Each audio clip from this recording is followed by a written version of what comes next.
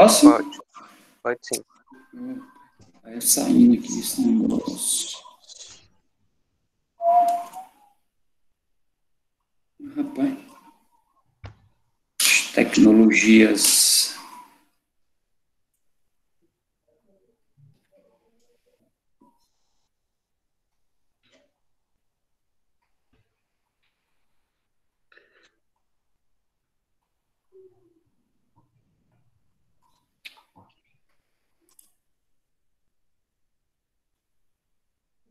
Pronto. Professor, você aumenta só mais um pouquinho o zoom. Tá bom? Só mais um pouco, só um pouco. Aí, tá bom, tá bom, tá bom. Bom, né? Então, vamos lá. Vamos lá, pessoal. Aí. Ô, rapaz. Aí dá certo, professor. Essa tecnologia tem hora que é um saco. Tá ótimo. Eu pegar a caneta aqui. Aí, a caneta. Ou não usa a canetinha aqui. Aí, ó. Tá dando certo, não.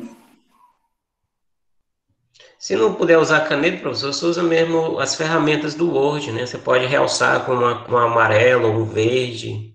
É, né? Pô, deixa eu jogar aqui no Word, então. Peraí, deixa eu sair dessa apresentação aí. Peraí.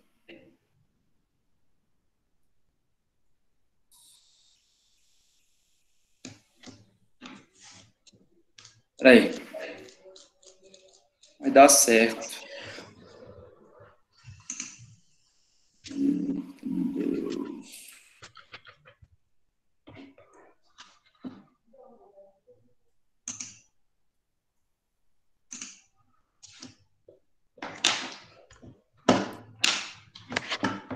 Estão vendo aí? Estão vendo?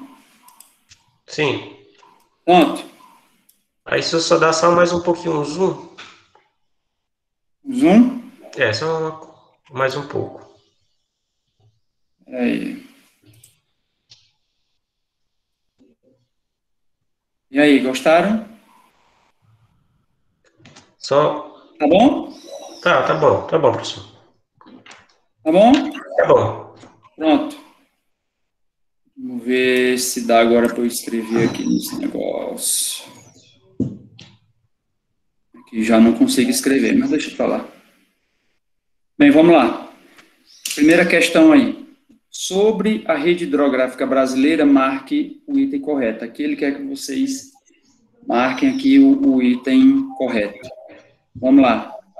Os rios brasileiros, na sua minoria, são rios de planaltos, ou seja, com capacidade de geração de energia. E aí, senhores, falso ou verdadeiro isso aí? Oi? Estão me escutando? Oi? Vocês estão me escutando? Vocês estão me escutando? Vocês estão me vendo aí? Sim, professor. Sim. Tá tranquilo. Vocês estão me vendo? Sim, professor, estamos vendo e ouvindo também. Ah, tá. Então, aí, nesse caso, os rios brasileiros, na sua minoria, são rios de Planalto? Não, tá falso. Na sua maioria, o erro tá bem aí nessa questão B aqui, ó, na sua maioria, tá errado. Letra B, os rios da região Nordeste têm cursos d'água e com regime perene? Não. Nesse caso aqui, você vai ter, na sua grande maioria, rios, né, de caráter ou esporádico ou intermitente, tá certo? Então, não é essa daí. Os rios brasileiros, letra C, possuem basicamente uma alimentação pluvio-nival. Será que os rios brasileiros têm esse tipo de alimentação? No Brasil, nós só vamos ter um único rio que tem esse tipo aí de alimentação, que é o rio Amazonas, certo? E letra D, os rios brasileiros, né, não são utilizados para a navegação. E aí, o que vocês acham? Tá certo ou tá errado isso aí? Eu acho, não tenho certeza, que a correta deve ser a letra D. A letra D. E aí, o que vocês acham mais? Na verdade, eu fiquei em dúvida entre C e D, mas eu marquei D. Ó, porque veja só, a letra C, os rios brasileiros possuem basicamente uma alimentação pluvio-nival. Se ele tivesse colocado só alimentação pluvial, estaria correto, certo? Nesse caso aí, como ele colocou nival, ele tá dando a ideia de que todos os rios brasileiros possuem alimentação nival, e que na verdade não é. É tal que ele colocou bem aqui, ó, basicamente, né? Então, nesse caso aqui, esse item não é esse daí, certo? Então, não é letra C. E aí, no caso, a letra D, os rios brasileiros não são utilizados para navegação. Vocês acham que está certo ou está errado isso daí?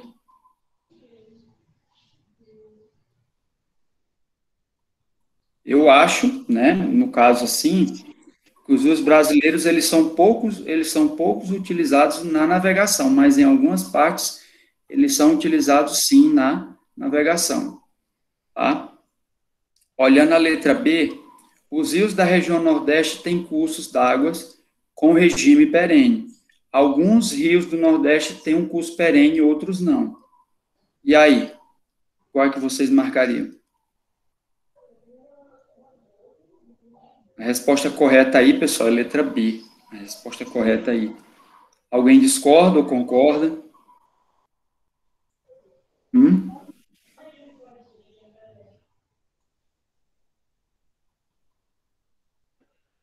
Alguém? Não? Algum problema, Joaquim? Posso seguir? Só para a gente contextualizar um pouco melhor, professor, até para eles não ficarem com dúvida, né? Que às vezes ficam calados, então dá a entender que eles estão, de certa forma, com dúvida. Por exemplo, a letra A, né, ele chama a atenção que há uma minoria de rios no Brasil de planaltos. Quando, na verdade, né, você tem uma grande maioria desses rios de planalto. Né? Então, assim, na própria classificação que já foi apresentada do relevo brasileiro, fica nítido, né, as características do relevo brasileiro como sendo uma forte presença de planaltos, e esses planaltos vão se conformar em quedas d'água, em cachoeiras, tá? Então, essa aclividade ou declividade, dependendo da posição, né, no terreno do observador, tá, vai contribuir para quedas d'água, contribuindo para a produção de energia, instalação de hidrelétricas e a produção de energias. Né? Então, você tem assim, uma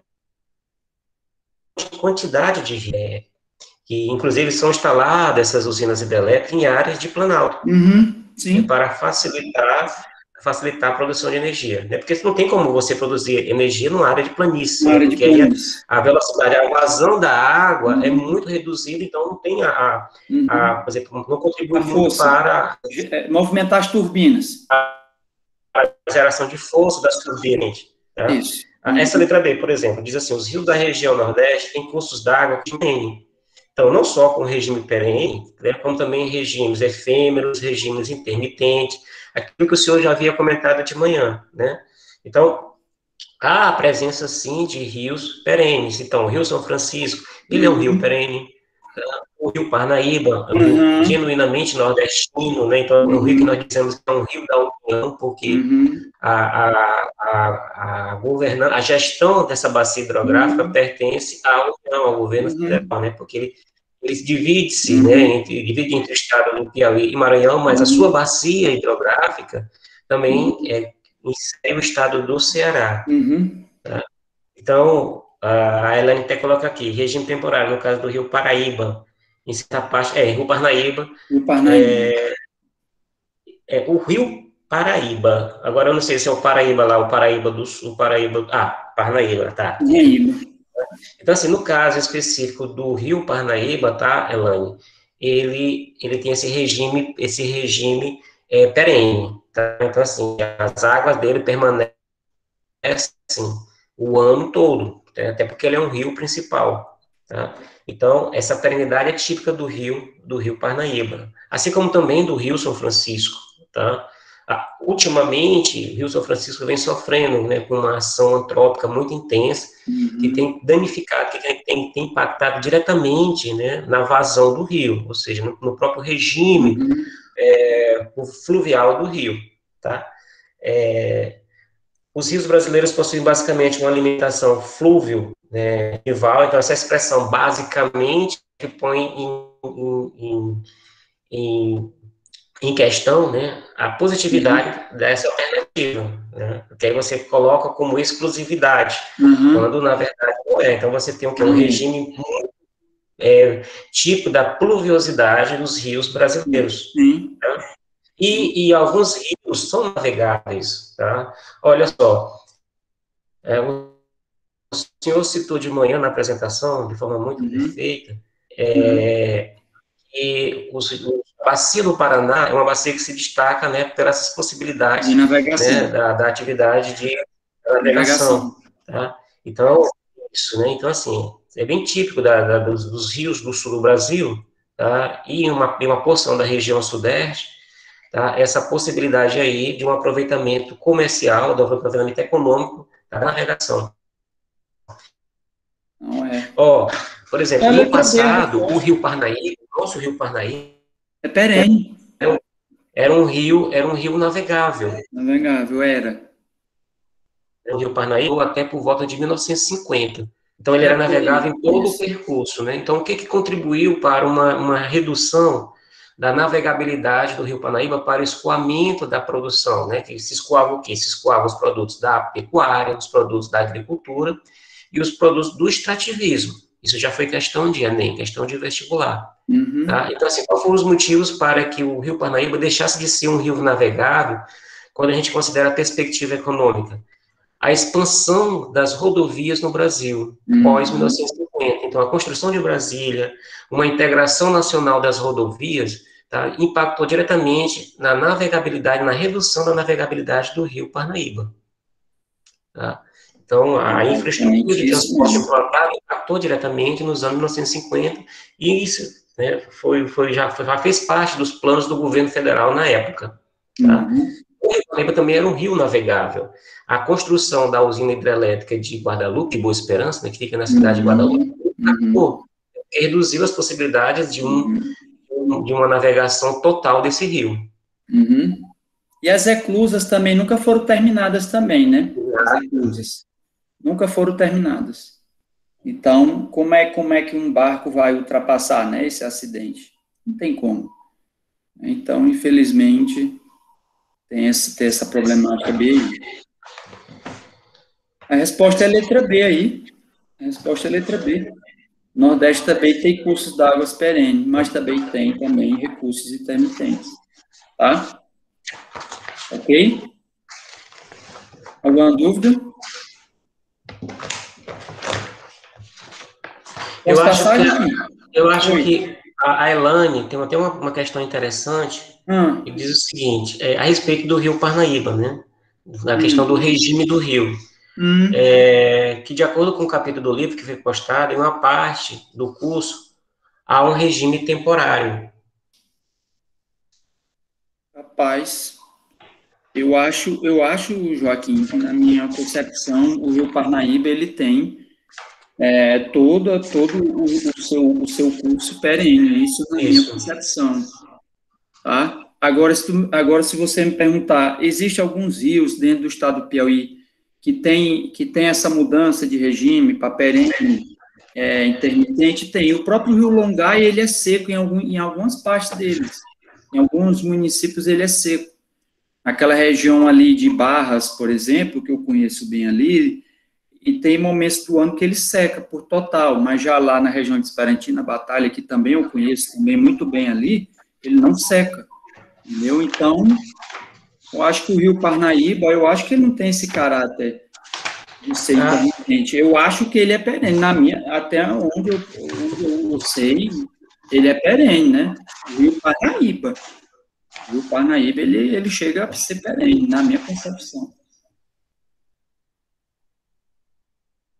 Eu encontrei aqui, é uma coisa que eu estava desconfiado, é o seguinte, E aí para Elane, tá, Elane, para não ficar dúvidas, quando nós pegamos o rio principal, na sua dinâmica de vazão, e sendo esse rio principal o rio Parnaíba, a sua natureza de regime é perene, ele não seca, tá? Ele recebe água de outros rios. Contudo, quando a gente considera, tá, o rio Parnaíba e seus afluentes e subafluentes, aí sim, o conjunto da bacia hidrográfica do rio Parnaíba vai apresentar também características de um regime temporário. Porque, por exemplo, alguns rios que serão afluentes e subafluentes do Parnaíba, configurando a bacia hidrográfica, vão ter essa característica, tá, de diminuição das suas águas em um determinado período do ano, principalmente a estação mais quente.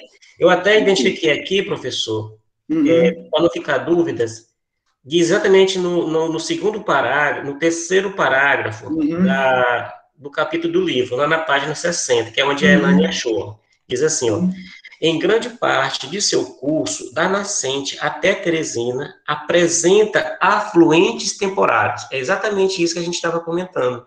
Né? Então, assim, entre a nascente e até Teresina, vários rios fazem parte da bacia do Parnaíba. Sim. Como, por exemplo, o rio Canindé. O rio Canindé, ele nasce o quê? Numa região semiárida. Ali próximo à região de Acauã, né? Já quase fronteira com o Pernambuco. Tá? Então, o rio Canindé, ele é um rio eminentemente temporário. Parte do trecho dele seca. Tá? Então, assim, o que o capítulo está dizendo é o seguinte: o rio Parnaíba, como o rio principal, ele é um rio perene. Contudo, tá? A rede hidrográfica do Parnaíba, que vai inserir os seus afluentes e subafluentes, há também a presença de rios temporários. Entenderam? Exatamente, Elane, é exatamente isso que você está falando, tá? Corretíssima. E aí? Entenderam? Posso seguir? Posso, professor? Pode. Alguém? Posso? Pode. Vamos lá. Fulvestre. A combinação entre baixa biodiversidade, altas concentrações de poluentes, baixas concentrações de oxigênio dissolvido, que é verificada nos rios que passam por grandes centros urbanos, deve-se principalmente ao letra A, descarte de garrafas PETs e sacolas plásticas, aumentando a cadeia de produção de microplásticos. Tem nada a ver uma coisa com a outra. Ele quer saber com relação a baixas concentrações de oxigênio, a baixa biodiversidade e alta concentração de poluentes. O que ele quer saber na questão é isso. Aumento de intervenções de engenharia, como a construção de pontes e dragagens. Essa letra B, pessoal, ela foge um pouco do contexto lá do enunciado. Por quê? Porque ele está colocando aqui aumento de intervenções de engenharia. Eu concordo. Nos dias atuais, nós temos grandes obras de engenharia que interferem no curso natural dos rios que passam nas grandes cidades. Um exemplo que eu dou é a marginal do rio Tietê e a marginal do rio Pinheiros, na cidade de São Paulo. Eu já tive a oportunidade de ver essas duas obras, e é concreto. Todo o rio ele foi canalizado, o rio por inteiro foi todo canalizado, é concreto puro. Tá? Então, aí, nesse caso, você tem uma intervenção muito forte, da mão humana nesse curso d'água, no caso, lá na cidade de São Paulo, ok? Mas, de acordo com vocês têm que reparar para o enunciado da questão. Será que isso está relacionado com o que a questão está pedindo? Não. Mas isso é uma verdade? É uma verdade.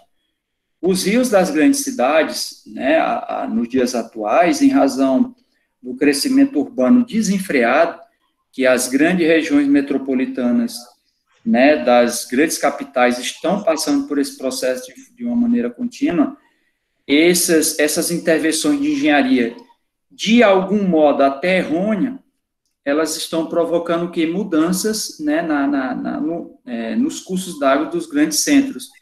E, professor, e qual é o prejuízo disso? O prejuízo disso vai desde inundações, As inundações não vêm à toa, em razão dessas intervenções erradas da engenharia no meio natural.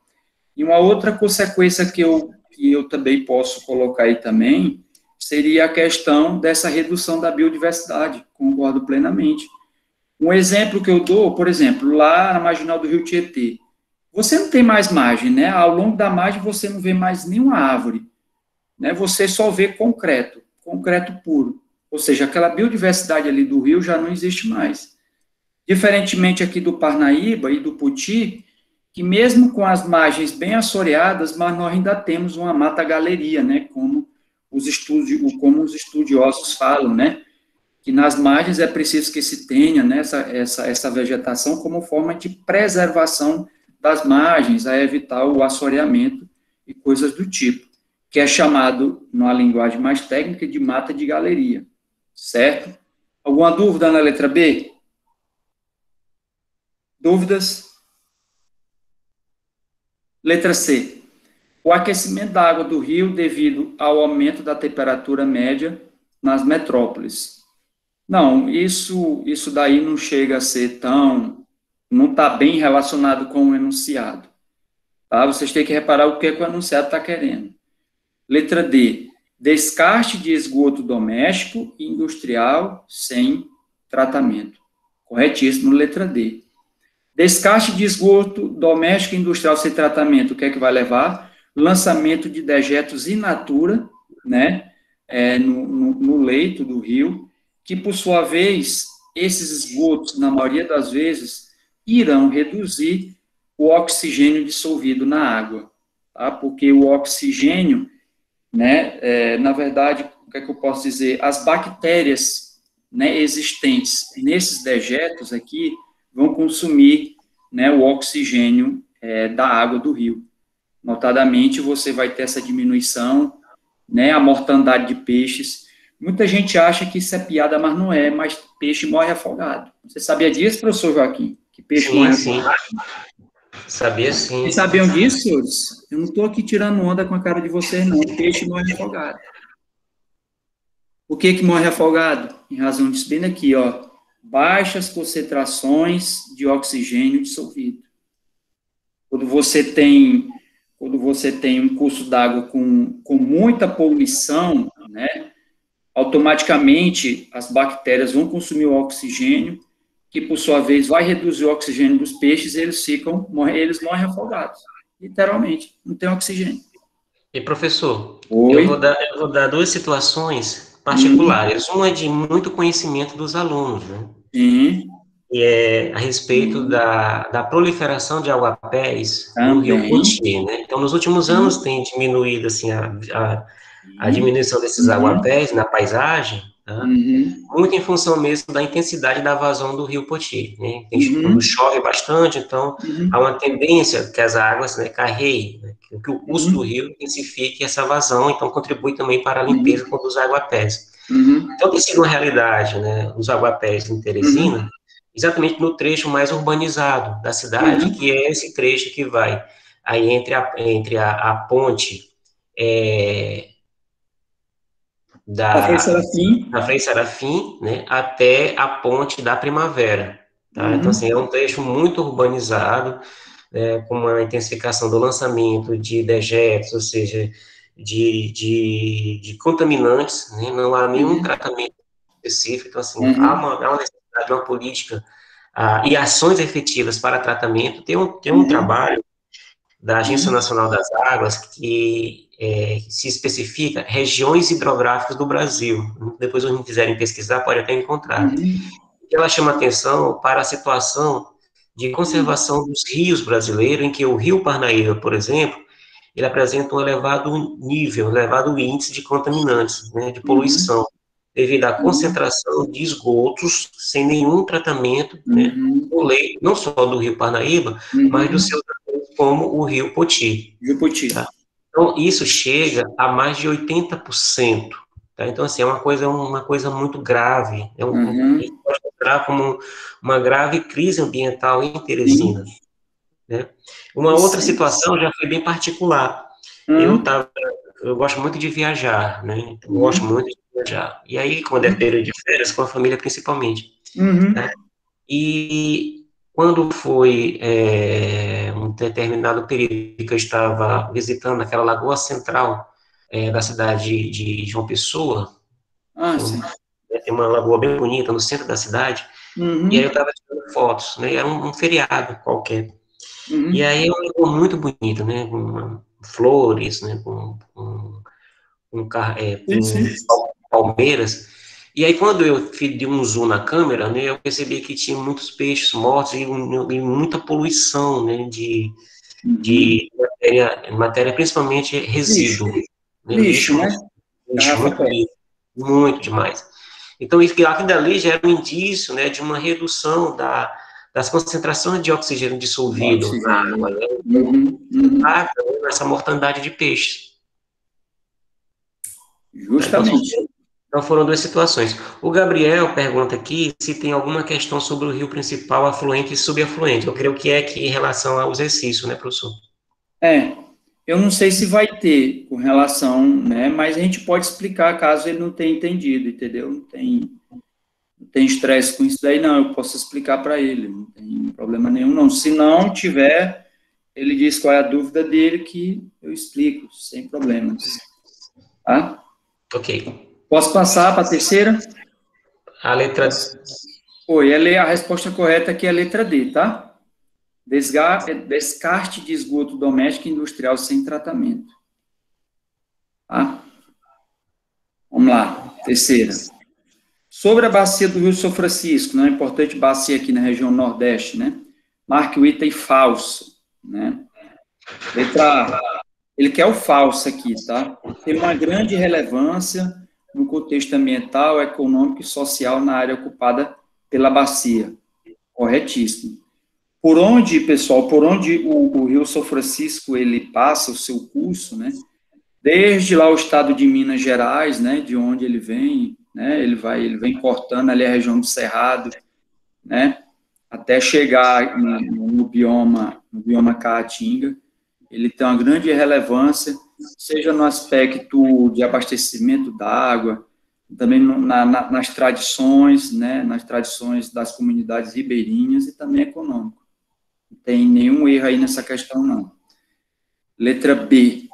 Sua rede hidrográfica drena áreas com escassez de chuvas, né, eu botei especialmente, né, especialmente na região Nordeste. Para mim, nenhum erro nessa questão, né? Especialmente na região Nordeste, não é espacialmente, né? Diria aí, especialmente na região Nordeste. Porque aí, no caso, a questão chama atenção para a distribuição, inclusive espacial, em termos de totalidade, né, do rio. Isso. Então, assim, a maior distribuição espacial desse rio vai se dar no Nordeste. Nordeste. Ele nasce na Serra da Canastra, né, tem suas nascentes na Serra da Canastra, mas ele deságua no Nordeste, né, deságua aqui no contato, né, dos estados de Alagoas e Sergipe. Então, assim, é um rio que ele tem esse caráter de nascer no Sudeste, mas toda a sua totalidade em termos de extensão está na região Nordeste. Isso. Alguma dúvida, meninos? Aí vocês estão? Alguma dúvida? Vamos seguindo. A agricultura irrigada, realizada em alguns trechos ao longo do curso, não impactou de forma negativa nas condições ambientais do rio. Por exemplo, contaminação da água por agrotóxico, assoreamento do rio e na salinização do solo. E aí, senhores? Essa daí está certa ou está errada? Essa daí, pessoal, lógico que está errada. Essa daí está erradíssima. Porque conforme eu falei para vocês na aula pela manhã, além dessa questão da contaminação por agrotóxico, né, nós temos também a questão do assoreamento do rio nessas áreas, né, que é muito forte, né, em razão de práticas agrícolas erradas, que faz com que ocorra esse assoreamento do rio, né, o rio São Francisco ele é um rio muito maltratado, né, infelizmente, né, nós maltratamos demais os nossos rios, o Brasil não tem... como é que eu posso dizer? O Brasil tem uma legislação ambiental até que bem evoluída, tem uma legislação ambiental até bem moderna, mas infelizmente no Brasil a lei só fica no papel, não funciona, tá? Então aí nesse caso, pessoal, nós temos esse grave problema atrelado também à salinização do solo. Vocês sabem me responder por que eu estou acrescentando essa questão acerca da salinização do solo? Por um motivo muito simples, pelo fato de que quando você vai, quando uma determinada empresa ou comunidade decide realizar uma agricultura irrigada, principalmente ali naquela região ali do São Francisco, o que é que eles plantam? Mais é melancia, goiaba, né, abacaxi, naquela região eles plantam essas frutas tropicais, uva também, eles plantam basicamente essas culturas ou permanentes ou temporárias. Aí o que que acontece? Eles captam essa água do Rio São Francisco e automaticamente, quando você pratica agricultura irrigada, você vai provocar um outro problema, que é a salinização do solo, em razão dos sais que estão dissolvidos na água, ok? Então, é muito comum esse problema de salinização do solo. Professor, e se existe conserto? E se existe, como é que eu posso dizer, alguma forma de amenizar? Aí você tem que fazer uma boa drenagem do solo, aqui nesse caso, da salinização, ou fazer alguma correção com a adubação química, né? Na maioria das vezes, não é feita uma boa drenagem desse solo, ele termina se contaminando com muitos sais. Por isso, isso é muito evidente em áreas com agricultura irrigada, a salinização do solo em razão dos sais que estão dissolvidos na água do rio. Né? A água de um rio carrega muitos minerais em suspensão. Entendeu? Alguma dúvida? Alguma dúvida, Joaquim, dos meninos aí? Não. Nenhuma manifestação de dúvida. Pronto. Letra D. Possui um grande potencial na geração de energia elétrica, verdade, em razão das 4 usinas instaladas. Certíssimo. Paulo Afonso, Xingó, Sobradinho e Três Marias. Lembrando que Três Marias fica no estado de Minas Gerais, o restante na região Nordeste. Esse rio tem suas nascentes no estado de Minas Gerais. Corretíssimo. Tá? Alguma dúvida? Não? Então, vamos seguindo. Então, a resposta aí, professor? É letra C. É letra C, que ele está pedindo a falsa, né? Isso. A resposta aí correta é a letra C de casinha. Tá? Vamos lá, quarta questão. O Brasil, devido à sua grande extensão territorial e à predominância de climas úmidos, tem uma extensa rede hidrográfica que possibilita a existência de inúmeras paisagens. Assim como o Brasil tem a predominância de climas úmidos, o Brasil também tem climas secos, a exemplo do clima semiárido, entendeu?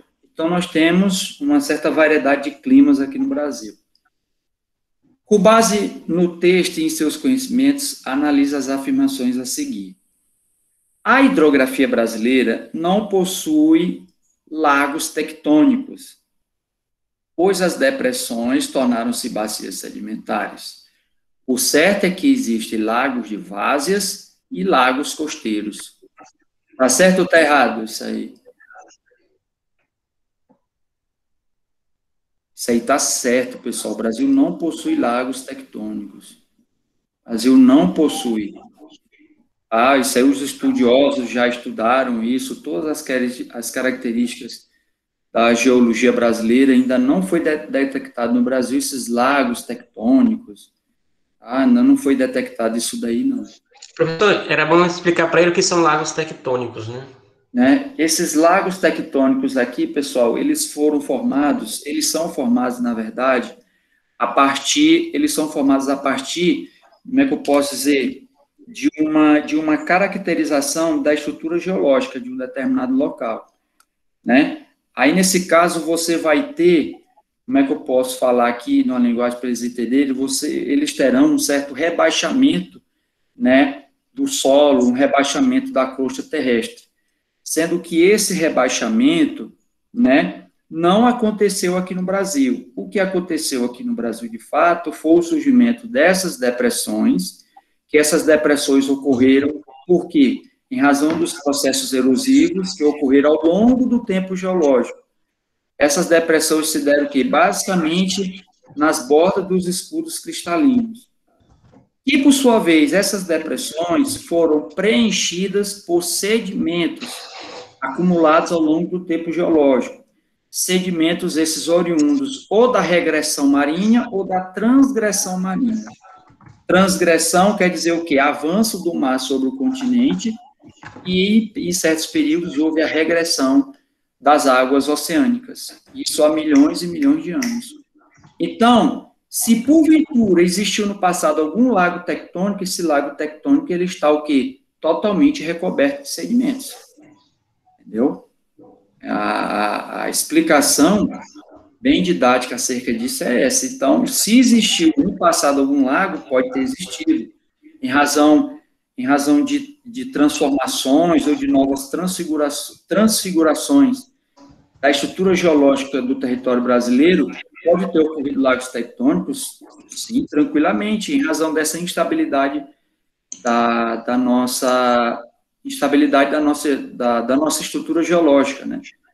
Então, se existiu, hoje já não existe mais, porque os estudiosos até hoje não detectaram lagos tectônicos. O que nós temos hoje no Brasil são apenas ilhas vulcânicas, isso no Brasil existe. Falando aqui um pouco lá da geomorfologia do território, né, a geomorfologia litorânea. Lá, ilhas vulcânicas nós temos ainda aqui, vários exemplos, né? A mais famosa é Fernando de Noronha. Fernando de Noronha é um exemplo clássico de uma ilha vulcânica. Mais depressões, mais lagos tectônicos, eu desconheço. Se existiu, está tudo soterrado em razão das bacias sedimentares. Ok? Mas lagos de várzeas existem demais, e lagos costeiros também. Isso aí é bem notório. Posso passar? Posso passar? Pode, professor. Pode? Vamos lá. 2. A maior quantidade de água do rio Amazonas provém do derretimento da neve dos Andes peruanos. Tá certo ou tá errado?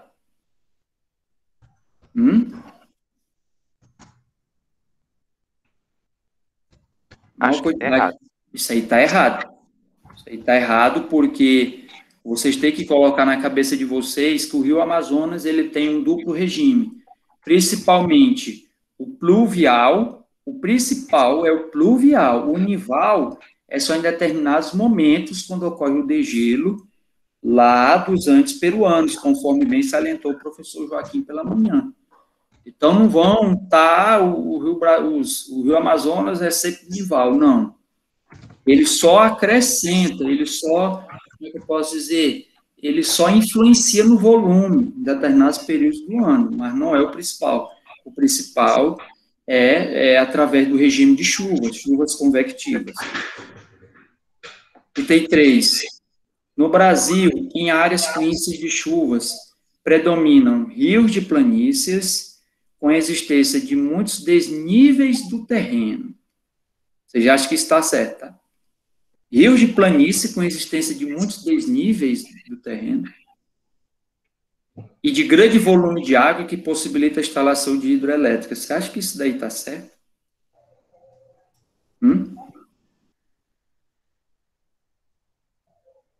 Conforme o professor Joaquim falou, eu vou novamente enaltecer aqui o discurso dele. Não é possível, pessoal, a construção de hidrelétricas em regiões de planície. Isso aí é humanamente impossível, né? Só se forem reinventar a lei da gravidade, né? Só se fizer uma reinvenção da lei da gravidade, porque não tem como você fazer uma hidroelétrica em uma região sem que não tenha um desnível no terreno. Não tem como. Humanamente impossível isso. Como é que a força da água vai movimentar, né, as turbinas, né, as pás das turbinas e assim provocar, né, a cinética lá, a movimentação lá dos geradores? Não tem como isso. Então está errado essa daí. Os rios brasileiros que desaguam no oceano formam estuários, né, com exceção do rio Amazonas, que possui uma foz mista, porque, segundo os estudiosos, o rio Amazonas forma um golfe, né? Um golfe, segundo os estudiosos, não é nem delta que ele forma, é um golfe, um golfão, um grande golfão, que possui foz mista, ou seja, delta estuário, e do rio Parnaíba, que possui foz em formato de delta. corretíssimo aí, não tem nem o que discutir. Os itens corretos é letra B de bolinha, item 1 e item 4. Alguma dúvida? Alguma dúvida, Joaquim, do pessoal aí? Com relação à questão, aqui não, professor. Eu queria só acrescentar algo e depois esclarecer, para o senhor esclarecer para o Gabriel, a respeito daquele debate, né, sobre a hierarquia da rede hidrográfica, tá, em rio principal, seus afluentes e subafluentes. Tá? Então, assim, eu vou apenas acrescentar uma coisa importante, porque eu me lembrei que já teve questões do Enem que vinculou-se, né, essas características regionais, como na Amazônia, como na região da Caatinga brasileira, né, do semiárido brasileiro, em vinculando-se com as ações de intemperismo, né, que também impactam diretamente, né, nas características de um rio. Então, por exemplo, em regiões úmidas, né, como na região amazônica, que você vai ter uma concentração de rios perenes, é muito, muito, muito forte a presença do intemperismo químico. Tá? Então, assim, a ação das águas impactam diretamente.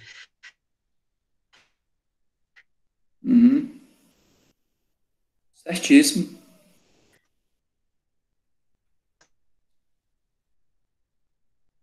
Tá? Oi, Joaquim?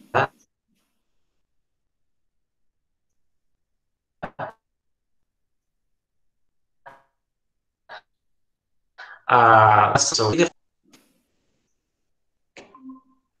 Acho que eu voltei aqui, porque sido eu aqui que caiu a rede, né? Mas voltou.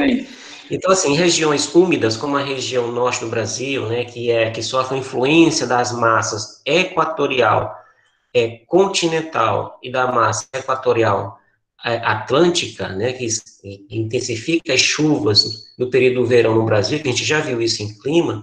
Então, a ação do intemperismo químico, ele é muito presente, muito forte, tá? Já no semiárido, ou seja, na região central do Nordeste brasileiro, essa região mais seca, a região de Caatinga, aí você já tem uma menor predisposição para o intemperismo químico, porque chove pouco, muito pouco, uma maior participação, intensificação do intemperismo físico, em função da variação de temperatura, né, da variação de temperatura, a ação, por exemplo, do vento, tá? Que impacta diretamente também, né, com poeira e suspensão, etc. Então, essas características também de intemperismo, eles condicionam também as características dos rios locais, tá? Porque você vai condicionar, por exemplo, os processos de assoreamento, né, nas margens do rio, por exemplo. Tá? Então, era só acrescentar esse detalhe também para os meninos, porque eu me lembrei que isso já foi questão do Enem. Tá? Sim, essas questão pertinente. Essas características. E aí saber se eles entenderam essas diferenças entre o intemperismo físico e o intemperismo químico, né? Se alguém ficou com alguma dúvida a respeito do que foi comentado. Alguma dúvida, senhores?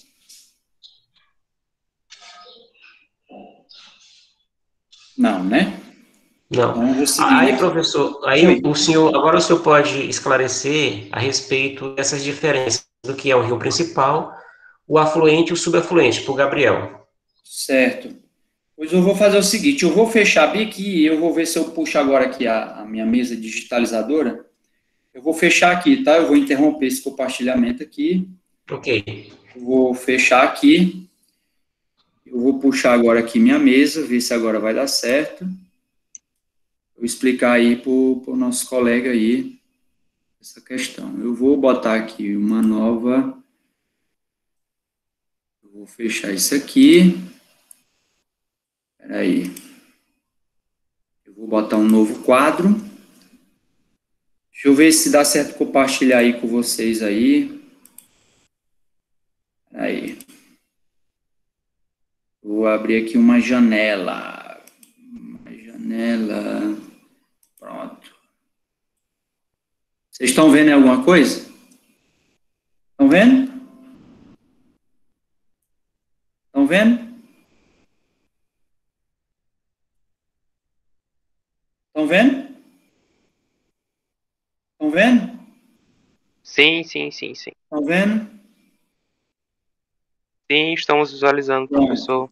Pois pronto.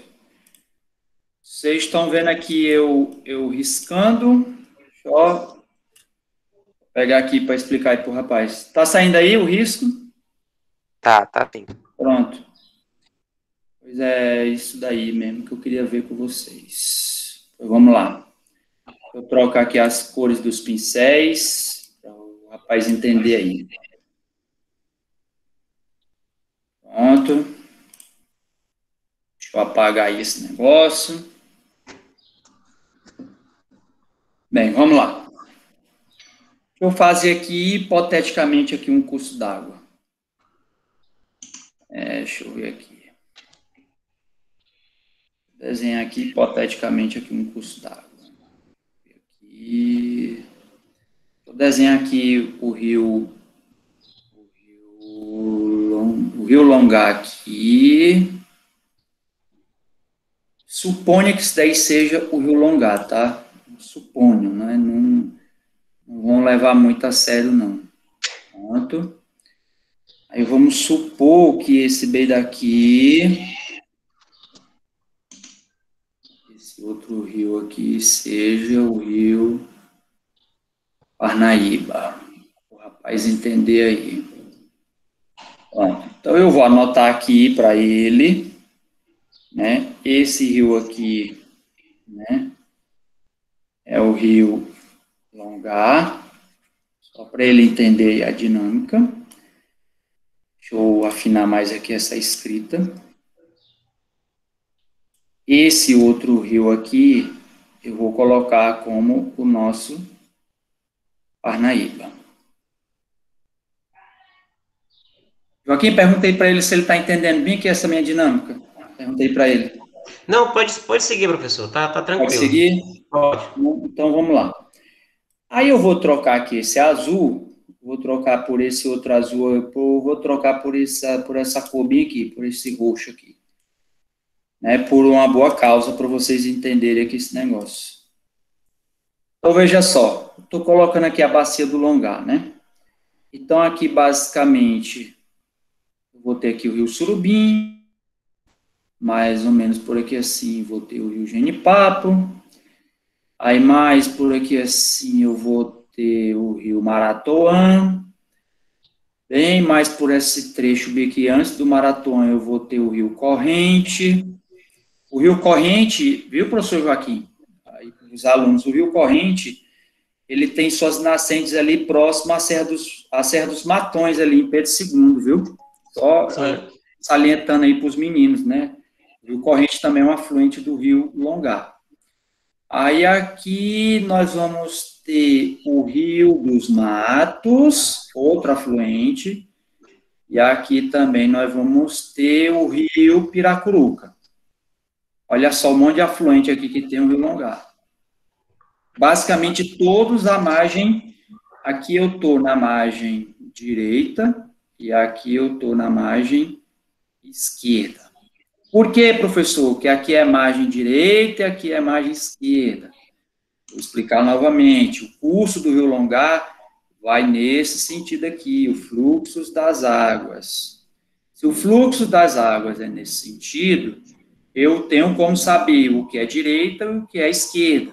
Eu coloco meu rosto para frente, para onde a margem está indicando, a margem. Eu coloco o meu rosto à frente do meu corpo para onde o fluxo da água está correndo. Então, aqui é de margem direita e aqui é a margem esquerda. E está aqui o fluxo da água, vai nesse sentido. Então, aqui eu tenho alguns dos afluentes do rio Longá. Aí eu vou fazer agora aqui um questionamento para os senhores, vou botar aqui de vermelho para diferenciar esse negócio aqui. Eu vou perguntar para vocês. O rio Parnaíba é o que, na verdade? Aqui eu posso afirmar que isso daqui é o canal principal?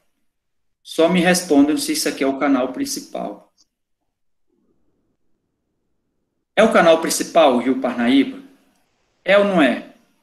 Isso aqui não vai formalizar a bacia do Parnaíba? Concorda ou não comigo? Então, vamos lá. Esse aqui é o canal principal. O rio Longá é um afluente de primeira ordem. Em relação a quem, professor? Em relação ao rio Parnaíba. Sempre que uma questão falar nessa questão de afluentes de primeira, segunda ou terceira ordem, ele vai dizer um referencial, né? O rio Longar, ele é um afluente de primeira ordem, né? No caso do rio Parnaíba.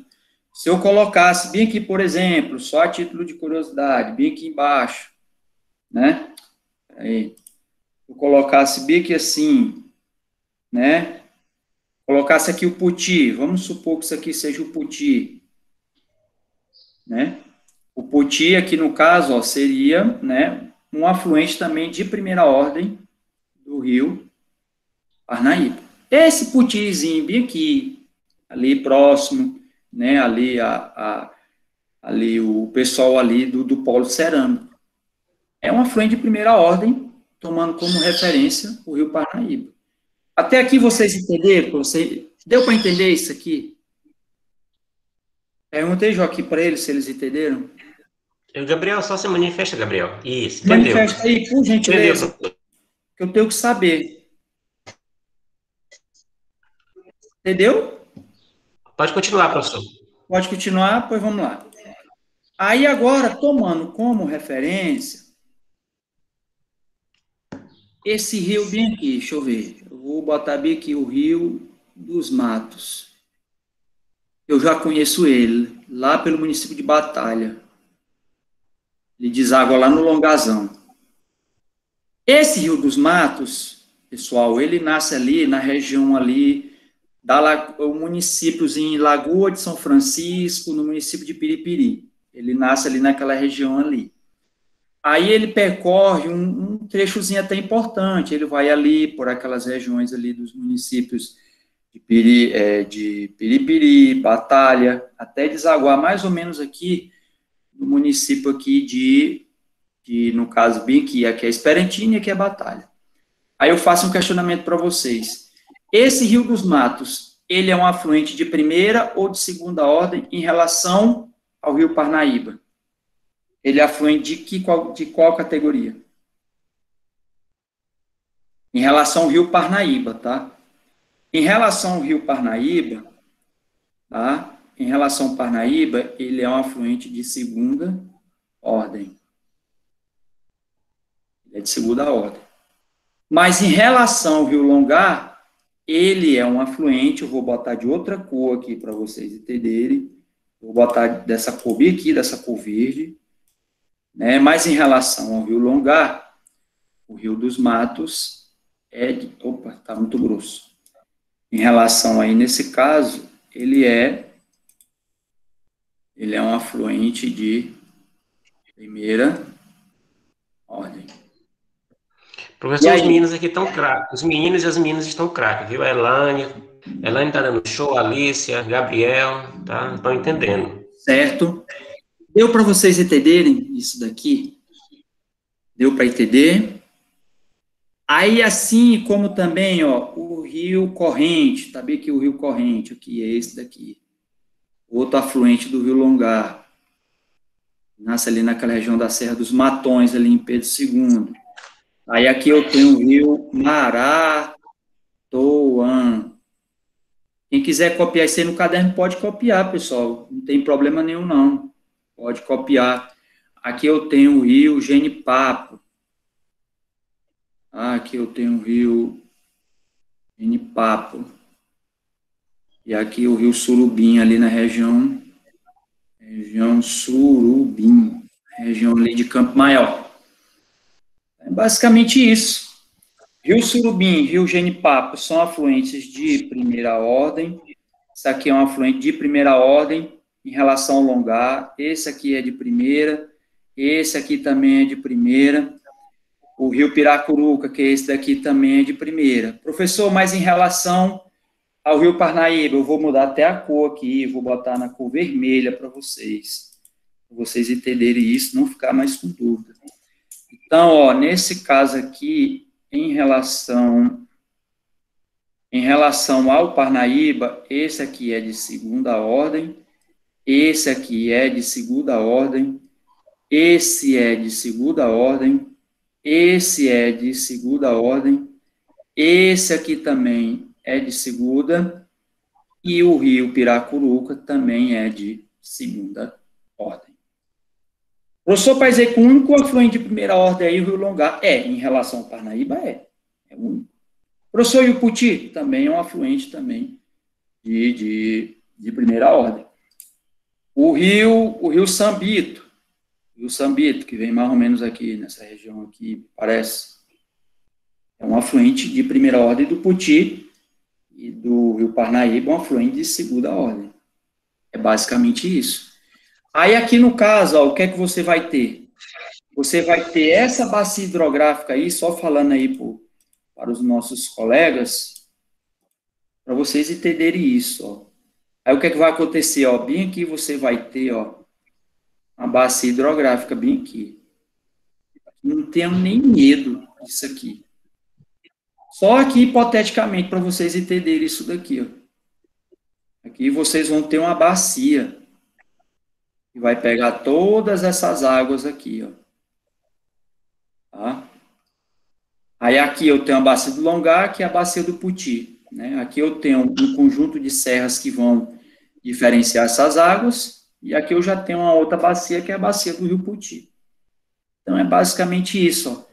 Eu tenho o canal principal, que é o rio Longar, que nasce no município de Alto Longar, e vem coletando todos esses afluentes. Então, eu tenho uma bacia hidrográfica, aqui a famosa bacia do rio Longar, que é formada o quê? Por um conjunto de redes de drenagem.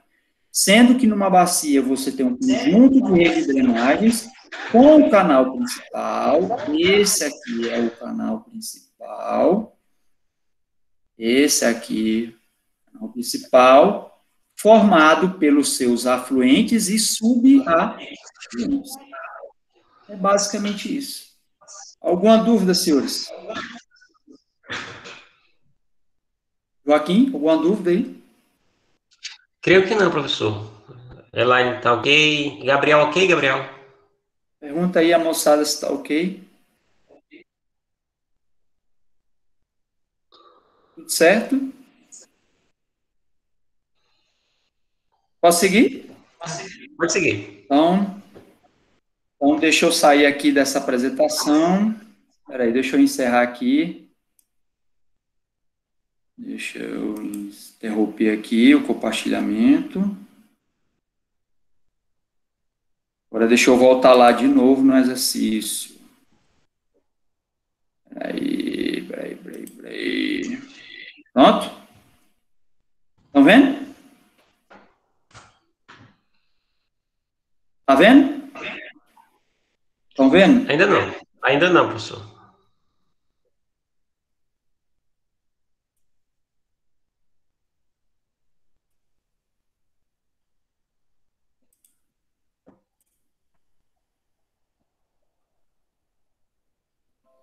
Pronto? Pronto. Pronto? Vamos lá. Quinta questão. O Brasil tem um grande potencial em sua rede hidrográfica por apresentar rios caudalosos, verdade, grande volume d'água, verdade, predomínio de rios perenes, concordo, de foz em estuário, verdade, de regime pluvial de drenagem exorreica com drenagem no oceano, de grande potencial hidrelétrico e outros. Observe o mapa das bacias hidrográficas brasileiras. Então, nessa questão aqui, ele faz um perfil, né? Ele pega dessa bacia A, que cruza essa outra bacia até o ponto B. O que ele pede? A linha que vai de A a B passa por 3 bacias hidrográficas, que são, vamos lá. Professor. Oi. Se eu der só um pouquinho de um zoom no mapa para facilitar a visão deles. Eu vou dar um zoom aqui para eles. Pronto. Aí, ó. Isso, para vocês verem, ó. Tá bem aí, ó, esse quadrozinho dessas bacias. Aí ele coloca do ponto A até o ponto B, né? Ele faz aí essa explanação, ou seja, cruza, inicia essa bacia, passa por essa e termina nessa. Aí ele faz o questionamento aqui para vocês. né? Deixa eu tirar esse negócio aqui. Aí ele faz aqui o questionamento para vocês. O limite que vai de A a B passa por 3 grandes bacias, né? Que são A Amazônia, essa bacia é a Amazônia? Não tem nem como. A Amazônia é essa, começa nessa daqui. É B, do São Francisco? Não, não é. São Francisco não é essa. São Francisco é essa daqui. A linha cruza ela, mas não começa nela. Bacia Platina? Não, a Bacia Platina é essa daqui, basicamente. Essa bacia aqui, ó. Isso aqui é a Bacia Platina. Não é. Né? E... Bacia Platina. Letra D, do Tocantins-Araguaia. Correto, aqui é a bacia do rio Tocantins-Araguaia.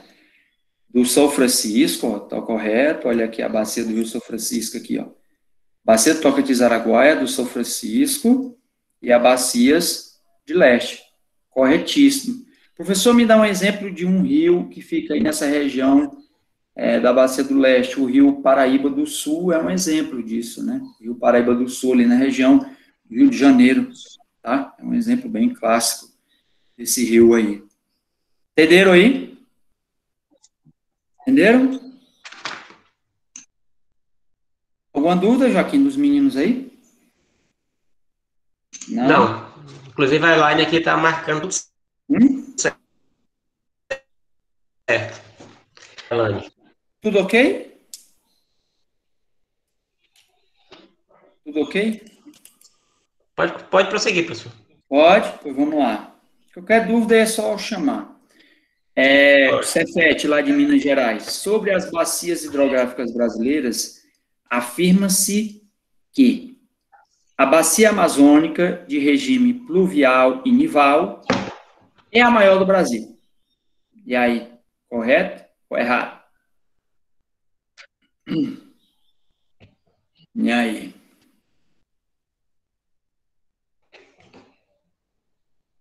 Correto. Correto, isso. Estão confirmando aqui, professor. Oi. Pode seguir. Posso ir? Vamos lá. A característica climática semiárida inviabiliza a geração hidrelétrica na bacia do São Francisco?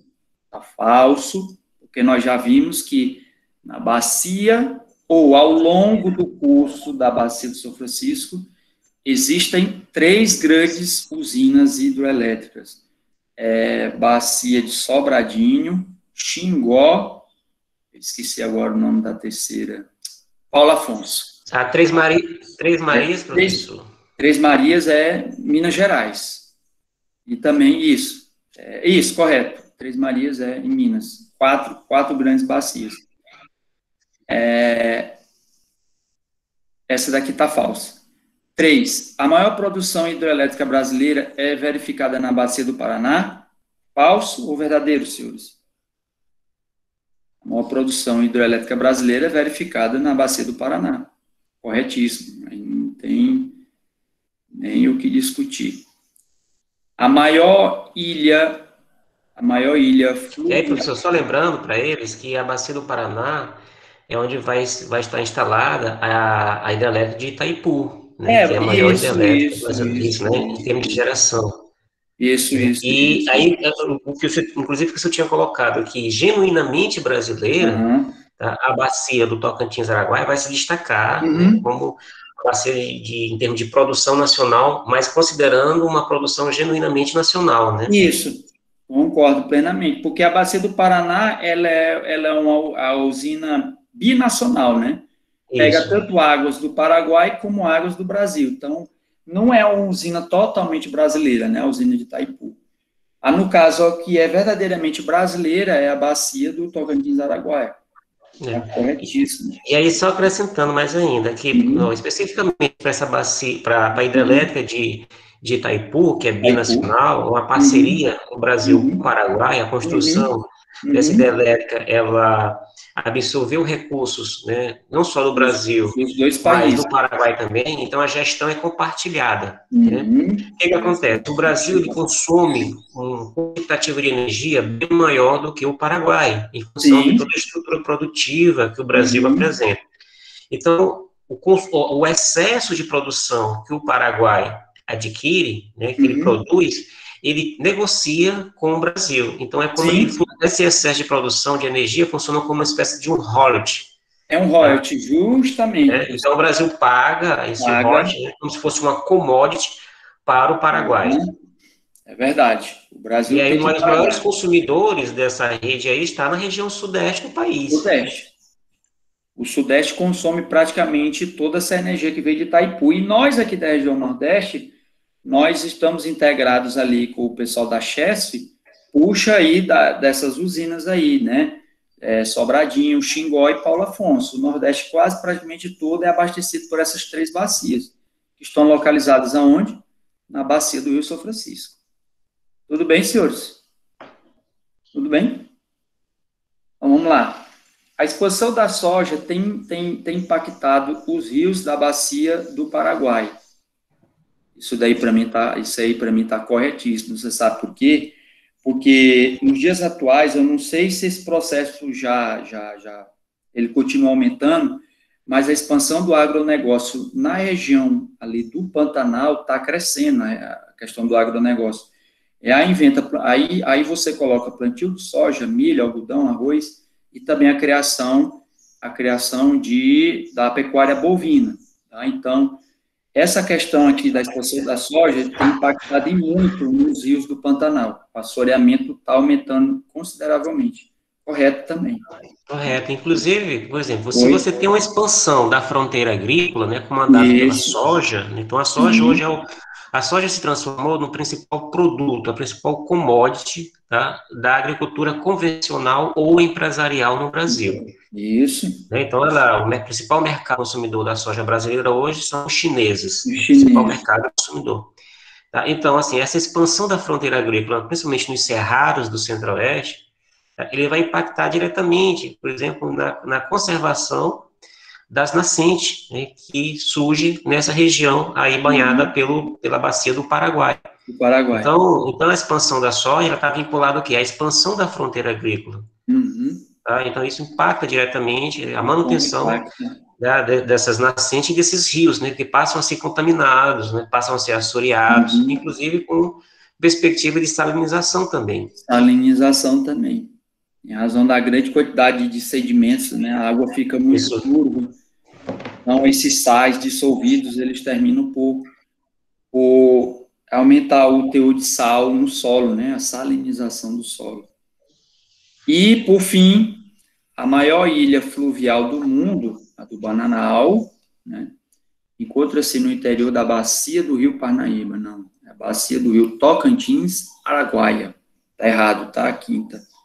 Então, as corretas aí são 4, 3 e 1. É letra C, viu? A resposta. Letra C de casinha aí para vocês.